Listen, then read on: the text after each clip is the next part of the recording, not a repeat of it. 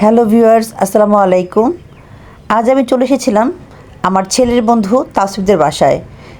বন্ধু বললে ভুল হবে, ওরা আমার ফ্যামিলির একটা অংশ আমার মনে হয়। ওরা এত আন্তরিক যেটা বলে বোঝানো যাবে না।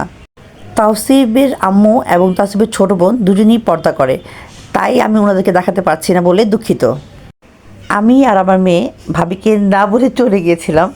তো যাই হোক, এত অল্প সময়ের মধ্যে উনি এত আয়োজন করেছে, মানে কি আর বলবো।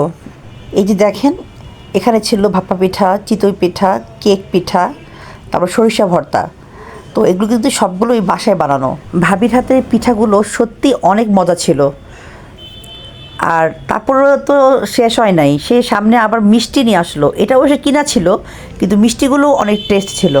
ভাবি কিন্তু আমার জন্য রাতের আয়োজনটাও করেছিল। সেখানে ছিল পোলাও, রোস্ট, তারপর গুঁড়া মাছ, কয়েক পদের ভর্তা, মাছের ডাল, যেগুলো আমি খুবই পছন্দ করি। সে আমাকে অর্ধেক কেক পিঠা আবার দিল, যে এটা ভাবি আপনি সম্পূর্ণ খান। দেখেন তো অবস্থা, এত পিঠা আমি কীভাবে খাবো।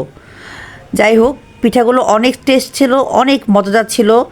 মানে আসলে না খেলে আপনারা বুঝবেন না এটা কত মজা ছিল পিঠাগুলো। এত বেশি পিঠা খেয়ে ফেলেছিলাম যে রাতে খাবার খাওয়া আমার পক্ষে আর সম্ভবই ছিল না, একদম ওভার হয়ে গেছিলো।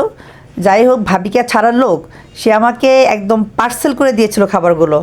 যাই হোক, আজকের দিনটা খুব সুন্দর কেটেছে, আলহামদুলিল্লাহ। সবাই ভালো থাকবেন, আল্লাহ হাফেজ।